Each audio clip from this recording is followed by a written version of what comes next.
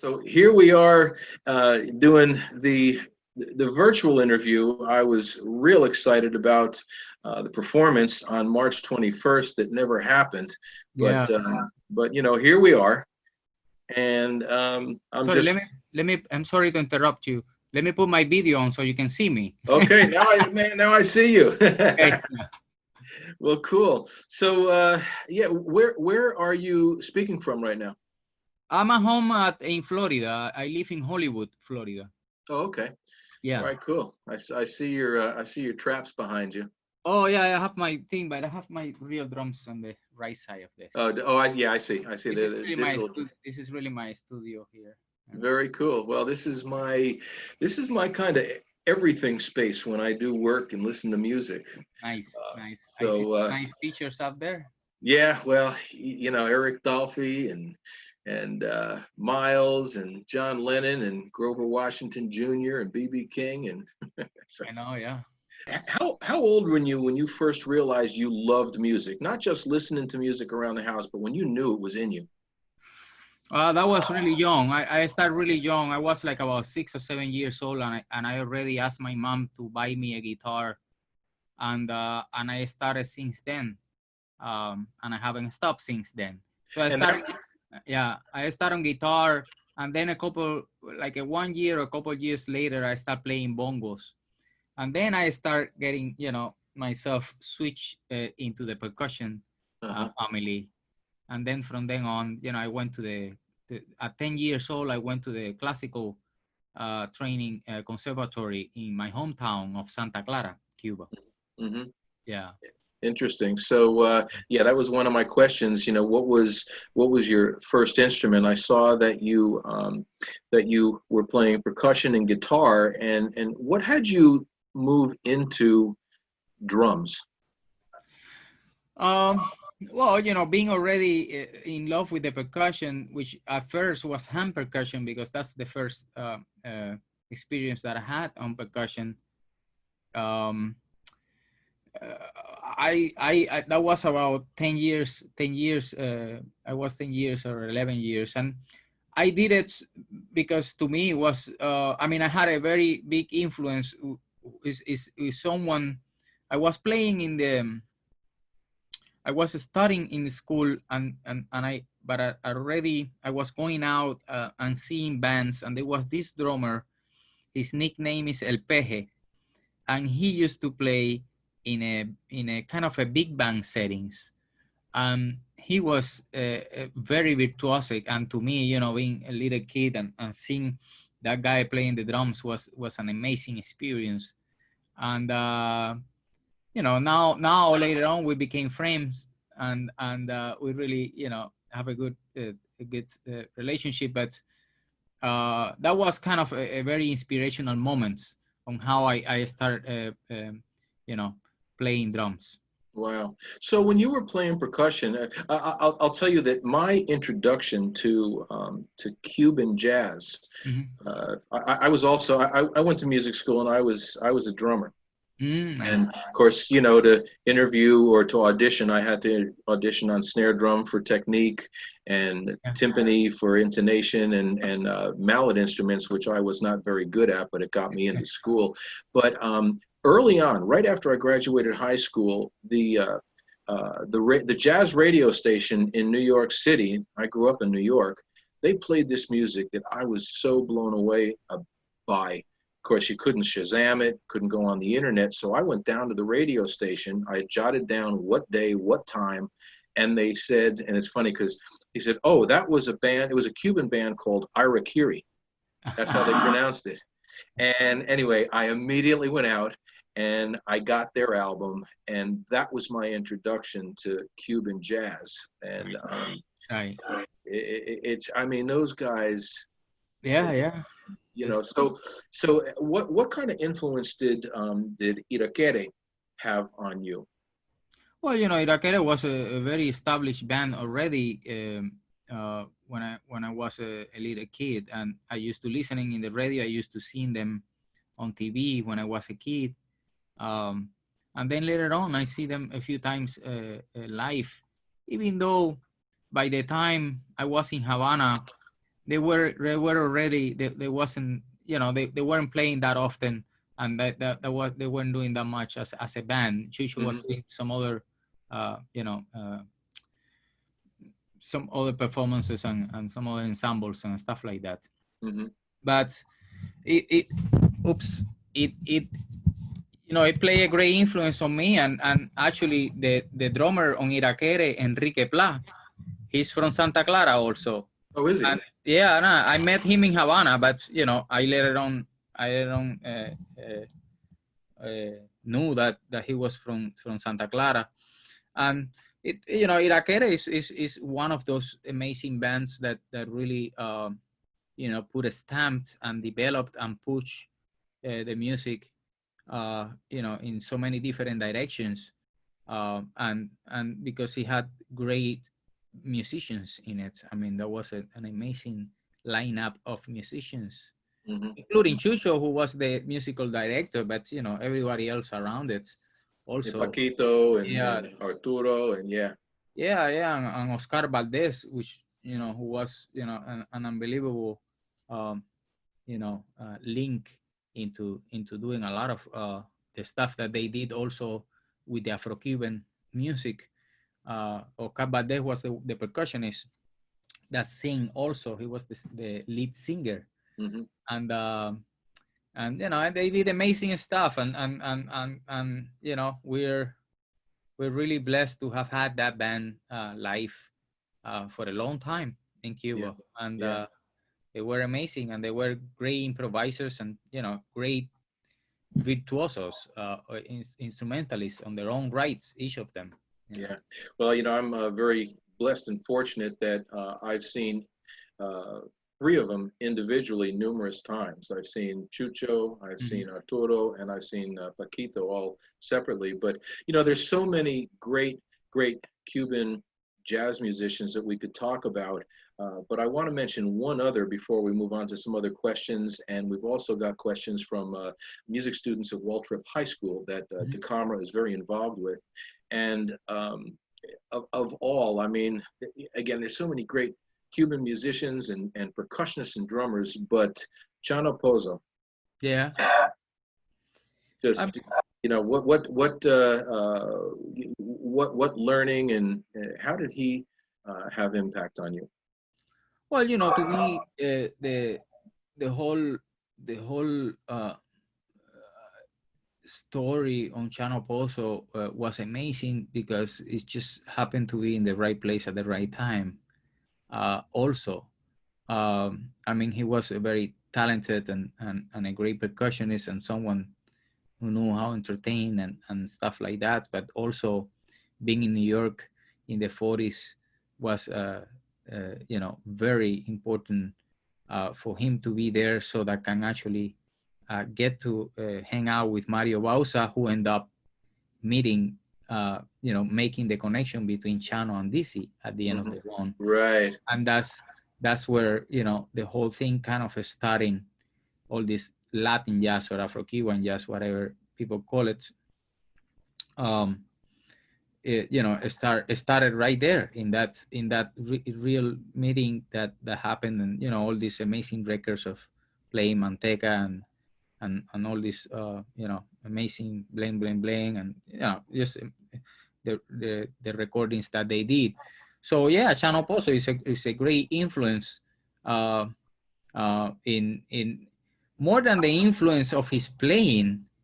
Is, as I say before, being in the right time and the right place to make the contribution to get something to be born, like Latin jazz. Absolutely. Right. So I mean, you know, more than his playing, which it was amazing and great and everything else, but it's that contribution of being there and making that fusion, that musical fusion that later on became what it did. Yeah, you know? Yeah. I think that's a great way of describing, you know, what he did and when he did it. On my radio show for the last year and a half, every Tuesday I do a Tuesday tribute, and you know, last year celebrated Blue Note's 80th year. and it's every week I would select an album, and it's really interesting, you know, because I go back. I mean, last night I did Sonny Rollins, An Evening at the Village Vanguard from 1957, and you know, I'm hard pressed to say that there was an album in all of them that I did. That was part 44. I'm going to make this a 50-part tribute to Blue Note. I'm hard pressed to say that there were very many at all albums that didn't have Latin influence on at least a tune, if not a few. Sure. I mean, you know,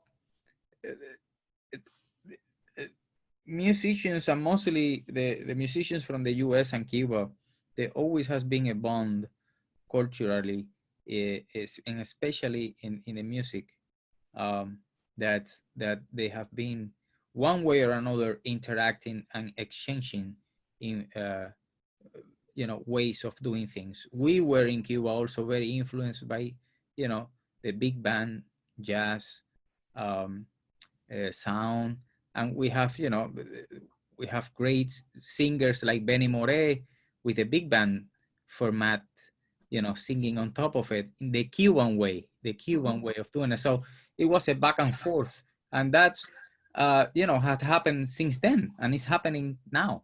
You know, still. Well, and you know what's cool is you know, your most recent album, Back to the Sunset, in that big band format.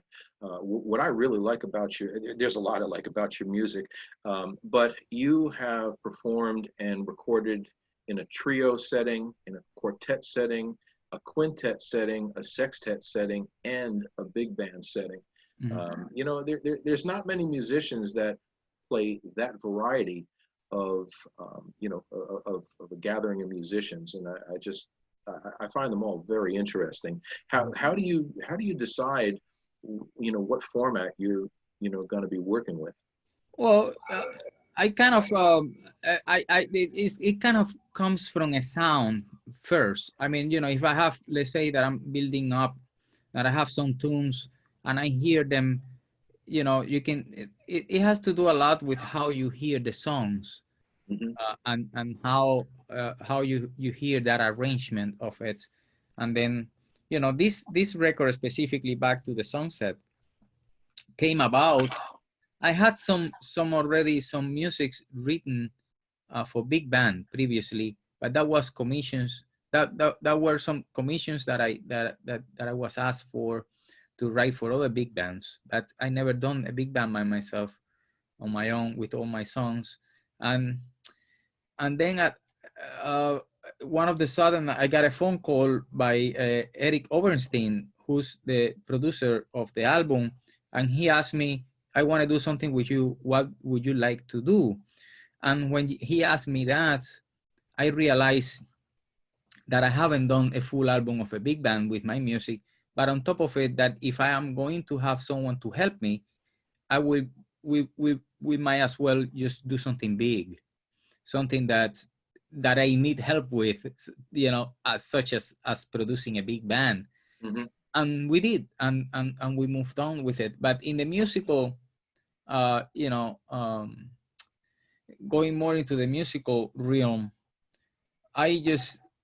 it's about listening. Some songs, for example, I just hear it as a trio, and I would not even bother to do a big band arrangement of it, because I feel it's forced, and I feel it's almost, in a way, it's almost like cheating.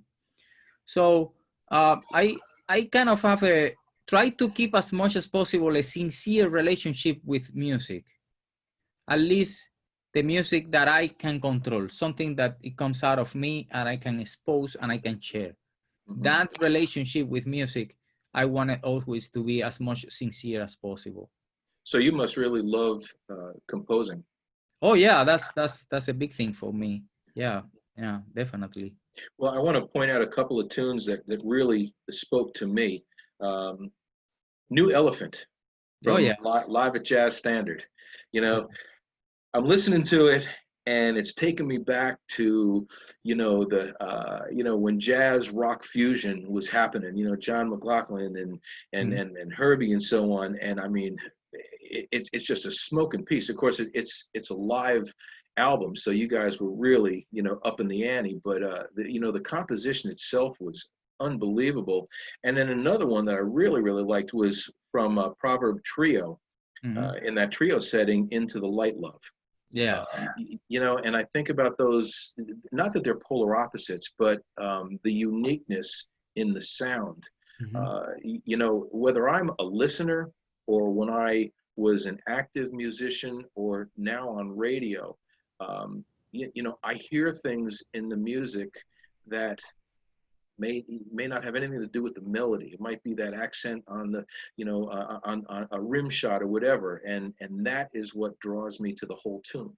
Sure. And those two tunes, just there were a whole bunch of them, but I picked those two out as really, really special pieces.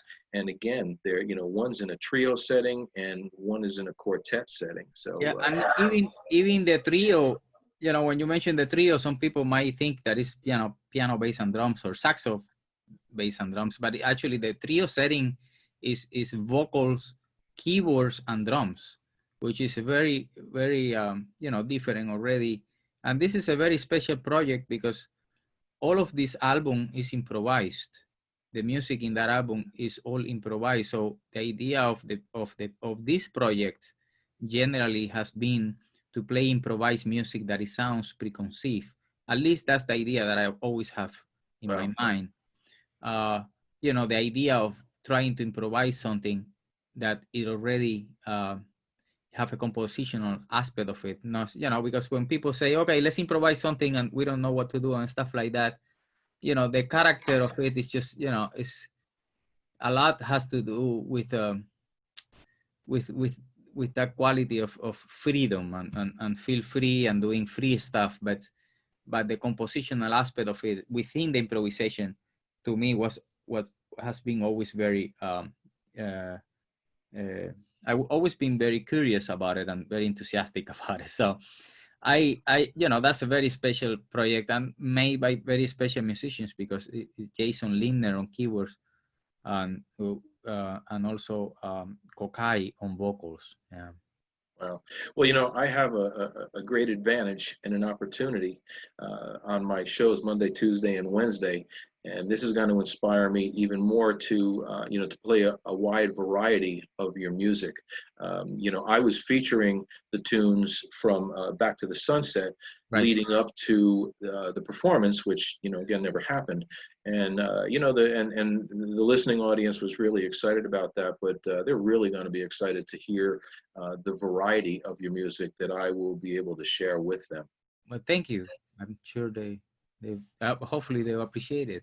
I know they will. So I've got questions from these high school students at Waltrip High School.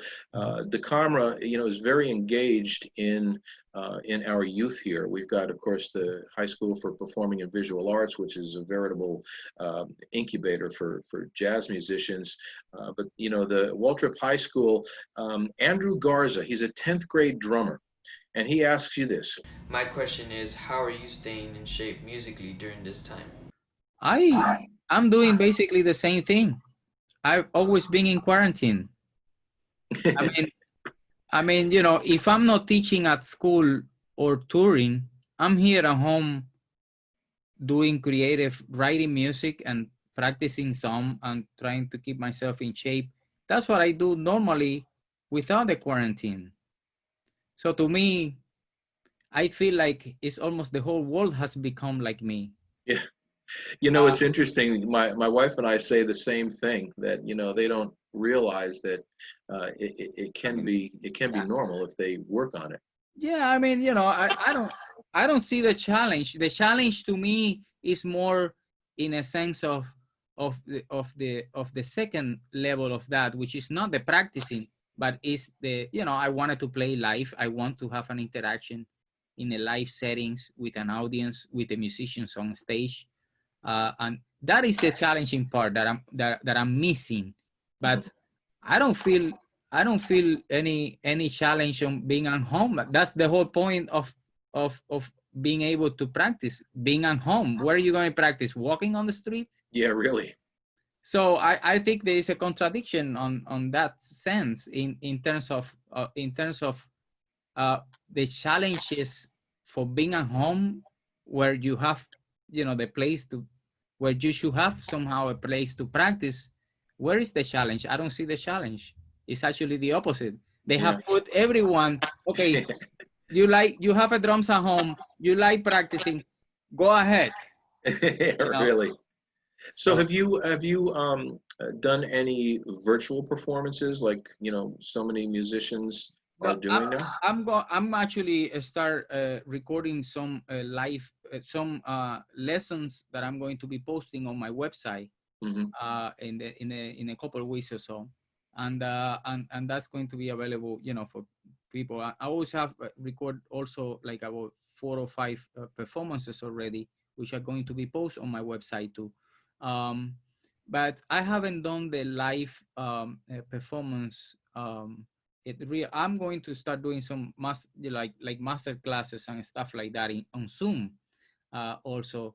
But you know, I am doing a lot of things at the same time, and that's one of the things that has been challenging. For example, it's not the fact of practicing or not, but the amount of things, collateral things that you have to do in order to break it through what you want to do. You know, I have to become my own sound engineer at home. I have to be my own editor in terms of footage and stuff like that for my videos and stuff like that.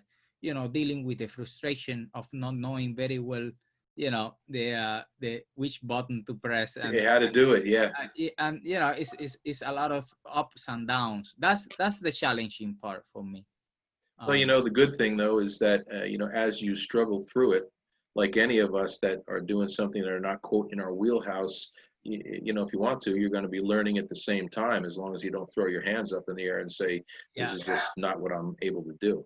Right. Yeah, I you know, it's frustrating at times, you know, but as you know, when you look at it as with an eye of an observer in the distance, you can see that, okay, this is a good challenge, because by the end of the run, let's say in a month, I'm going to be ready to do anything I want in this program, for example, or doing this thing, because I just have the time, and I'm gonna make the time to make it happen. Something that I would not be able to do if I were in my regular you know, previous routine.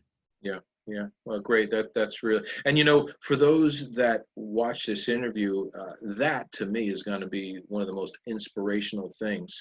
That, you know, again, is the glass half empty or is it half full? And are you maximizing your time while you're, you know, while you're quarantined? And you know, obviously you are. I mean, yeah.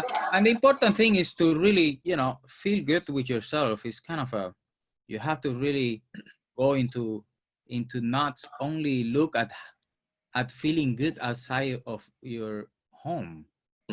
I think it's very important to also meditate in you know, how well am I feeling even in an empty room.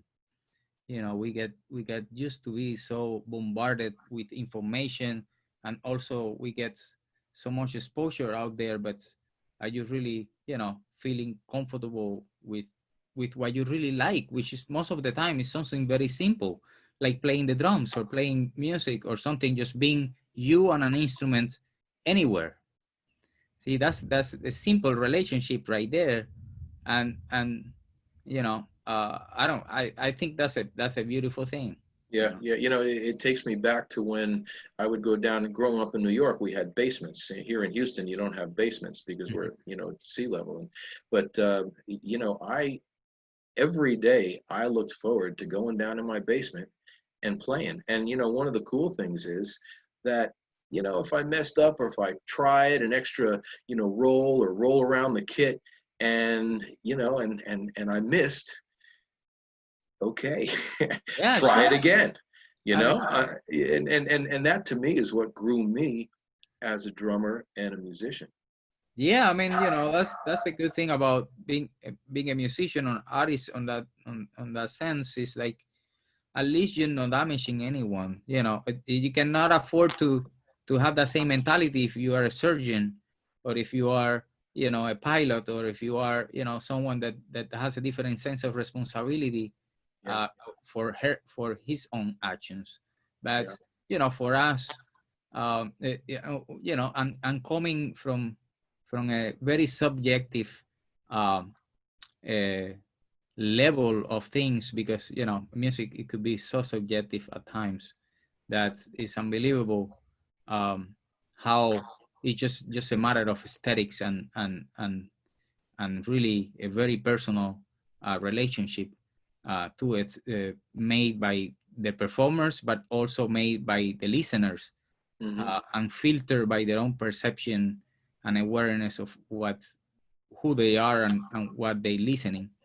So anyway, it's very subjective on that, but it's that's a wonderful thing. You fail, or you make a mistake here and you keep going, and then you avoid doing it again, and then that's the way to learn. That's the only way to do it. And we all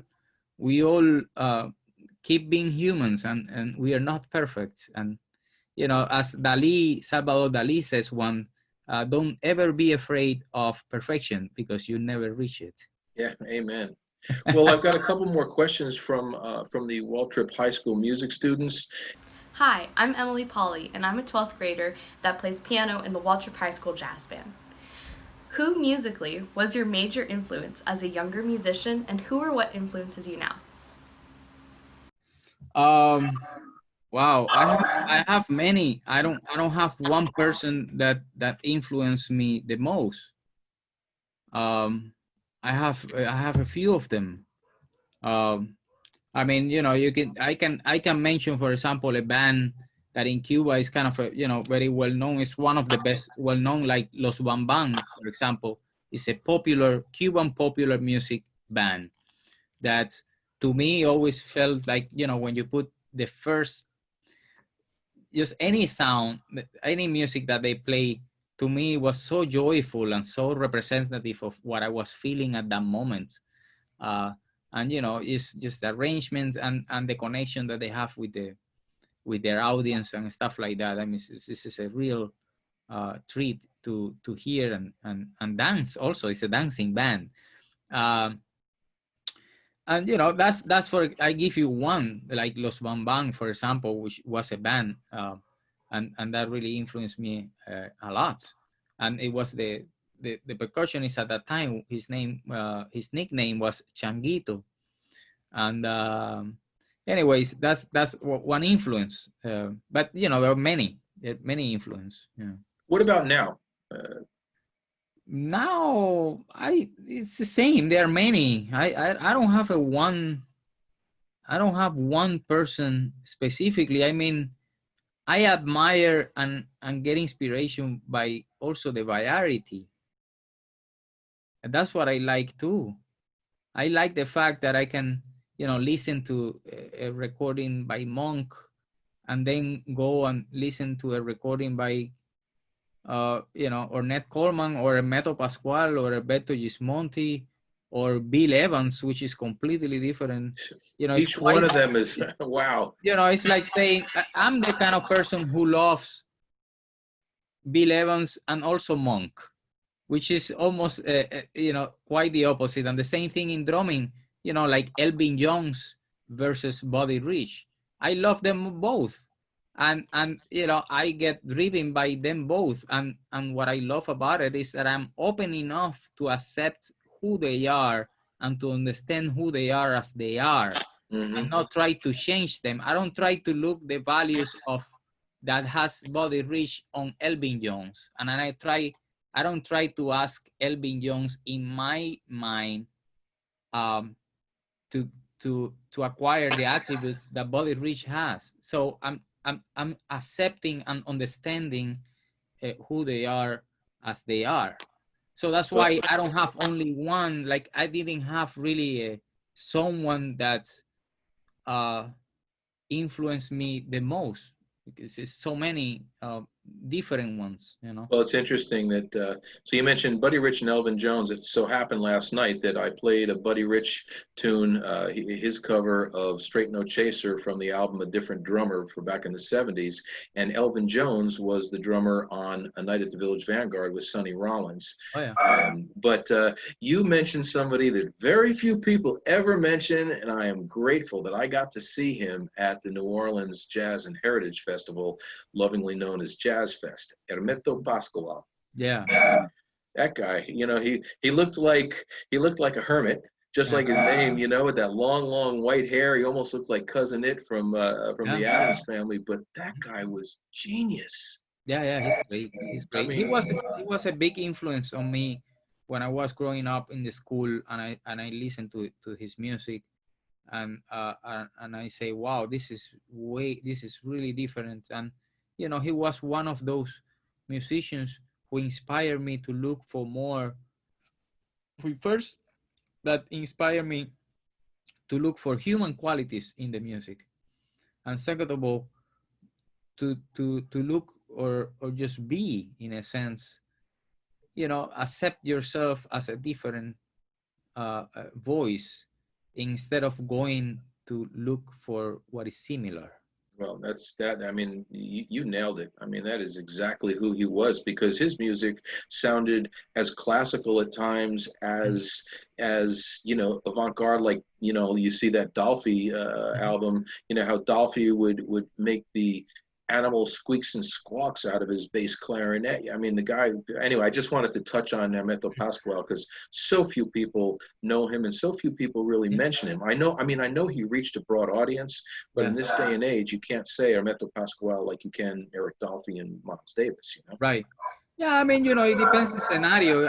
You probably will change the perception of that if we were going to Brazil. The thing is that it's where you are, and the perception that you are is what it makes your world. I mean, from the jazz standpoint, of course, the American musicians are going to get more highlights, in a sense of feeling, and the ones that represented what is inside of that frame of performance or approach musically. But I never get paralyzed or stopped by the general consensus. I'm always very curious about the unknown, and very, very curious about what else is up there that is not what I'm seeing in the covers of the magazines, and in the covers of whatever other issue or things like that. There is so many musicians, great musicians, that have gone almost unknown, because they just haven't had the luck in the lifetime to really, use their channels. Or life goes in different directions, and it's so different for everyone. But well, it's interesting that I often wonder when I do will my music collection, which goes from 78s to 45s to LPs to cassettes to CDs and digital, that whoever is the what I consider lucky recipient would say, man, I wish I could crack his brain open and figure out who he was, because you sure can't tell from the music collection. Right.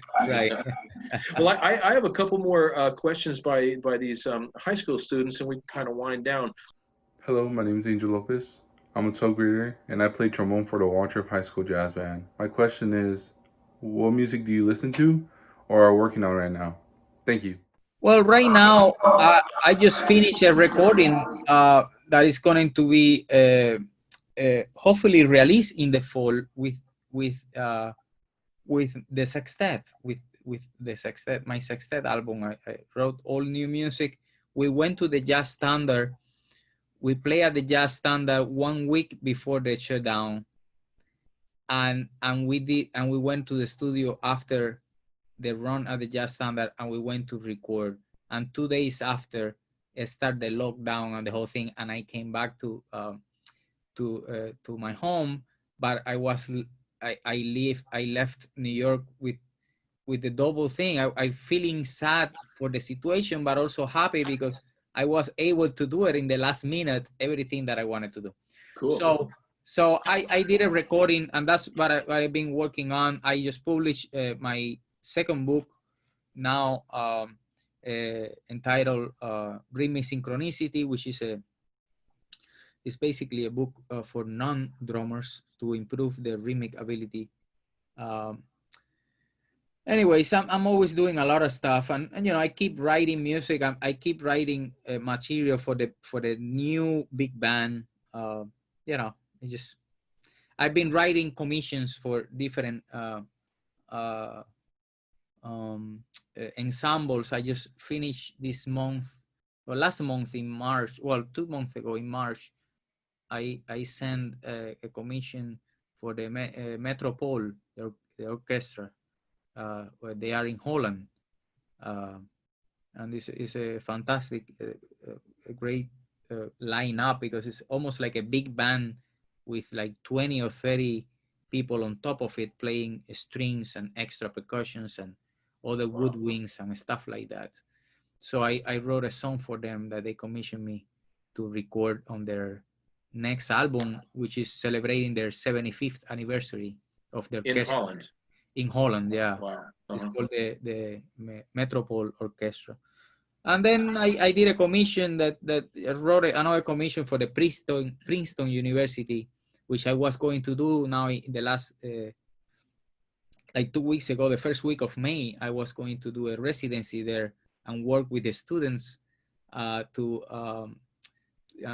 the week. And then at the end of the residency, I was going to perform the premiere this new song, which I wrote for the big band that they have that. Anyway, but yeah, a lot of things. I'm always doing a lot of things. Cool. Well, the last question is from Robin, who is a 10th grade trumpeter. My question to you is, what is it like to be a performer and band leader, along with having the opportunity to work with so many talented musicians? Well, it's great. It's my dream. I always wanted to be a musician since I was a kid, and you know, to me, this is the dream come true. This is what I love doing. I do it because I love it. I do it out of necessity from my heart. If I don't do it, then I dry out. So you know, the experience of playing with amazing musicians is always that I'm always learning from them. And also I like the fact that, you know, just sharing information and learning so much by playing with them. There is a lot of things in music that work in an intuitive level, and in a sense of things that they're hardly to describe, but you learn from them, from the experiences. So yeah, it's just, you know, it's to me, that's what I love doing, you know. So I'm going to close with this question, and then we will make sure that all of your social media information is put out. What would you like those who watch this video to, what do you want to share with them? What does Dafnis Prieto say about him, his music, and, you know, listeners of this music? Well, you know, as I say at the beginning, to me, the whole point of at this moment, at least, is to really be as much sincere as possible with the music. You know, I experiment here and there, and, you know, all experiments are valid because it's a process of development, etc., etc. But, you know, when I play music, I don't play the music. I try to play the music who represents who I am. The music which represents the way I breathe, I feel, I think, you know, situations, scenarios, descriptions of, you know, any intellectual thoughts or idea or anything. I'm always interested on that. And, you know, I get a lot of influence, not only by music, but I get a lot of influence by life itself and visual arts, which I'm a huge fan of. And many things, poetry, literature, anything, you know, cinema. I just think you know, I just, in these times where I haven't, you know, since I was born, this is really funny. I'm not going to make this answer long, but since I was born, I've been hearing that phrase. These are challenging times. Really? Yeah, I've never stopped listening to these are challenging times since I was born. So I think we've been always living in the challenging times. I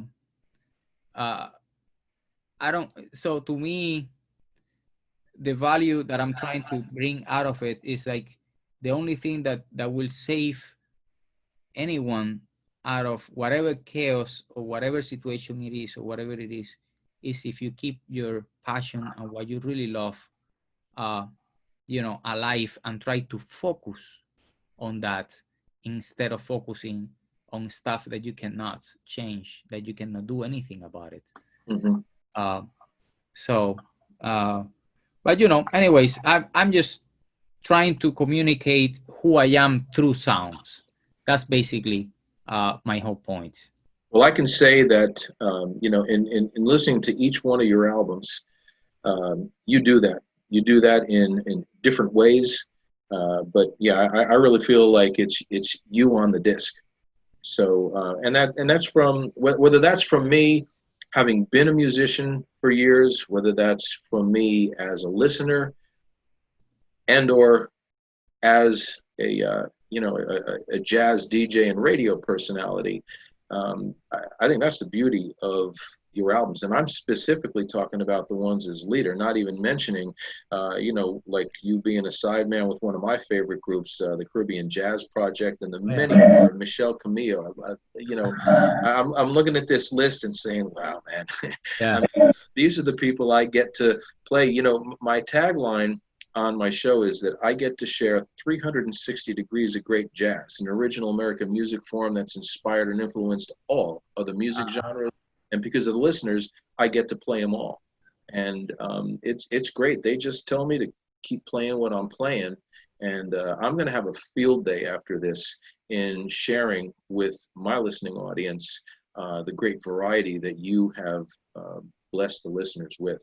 Well, thank you. And thank you for your service on keeping people educated. I think that, you guys in the radio and the people in the media should definitely, understand the responsibility in their job of keeping people educated and stretching and keeping them, reaching different boundaries and different places where they have not been before. And that's a great risk in one side, but at the other one is very appreciative also from people who take that risk, like everything else, like we do in music, right?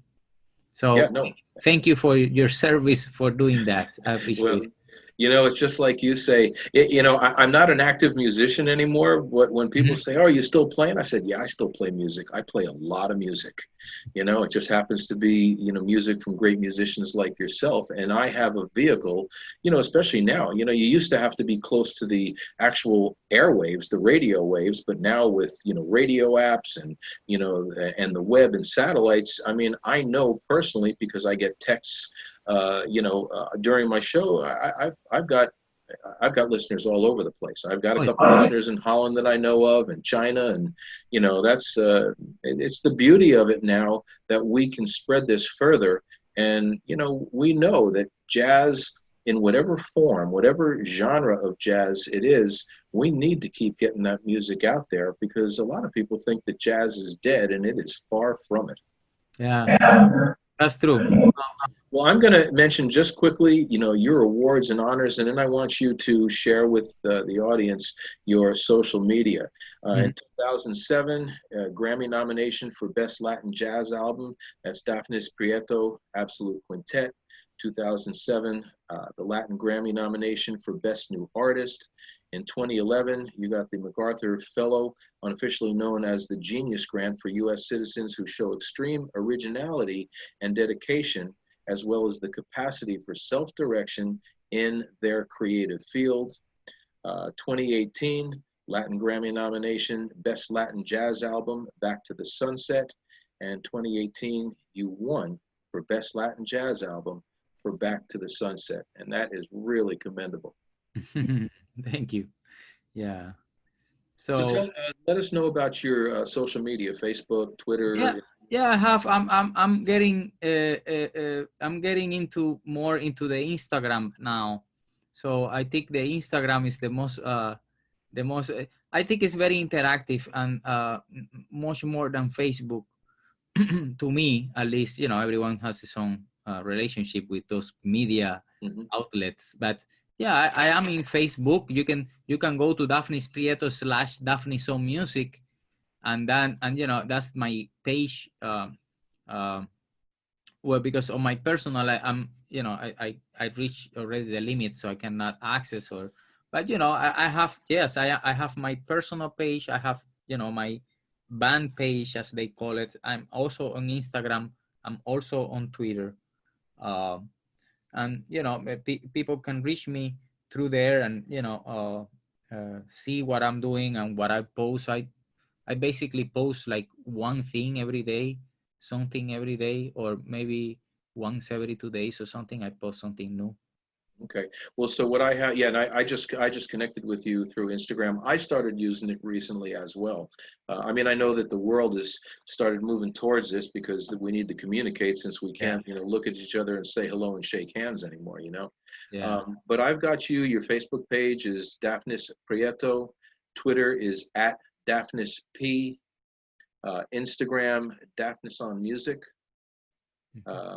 I've got hashtag Dafnis Prieto and hashtag Dafnis on Music. Are they all correct? Yeah. As I say, it would be I think better if you tag my Dafnis on Music page on Facebook, because that way, you know, people who see it and want to follow me and stuff like that, they can just press like. Different from the other one, which, you know, in the personal, they're gonna ask me to become friend, and there's nothing I can do about it because I'm full of friends. So okay, and also your website, which is dafnismusic.com. And what I'll do is on my DJ Chef Tim Facebook page, I will post these and share, and we'll just keep getting the word out, and we'll spread this good music and this good cheer that we call this, you know, Afro-Cuban music and Afro-Cuban jazz and your big band sound, and we'll continue to get it out there. Cool. Well, listen, man, thanks a lot for the time. We'll stay in touch, and God bless you, and just keep doing what you're doing. Thank you. The same to you. All the best. Okay. Yeah. Take care. Bye.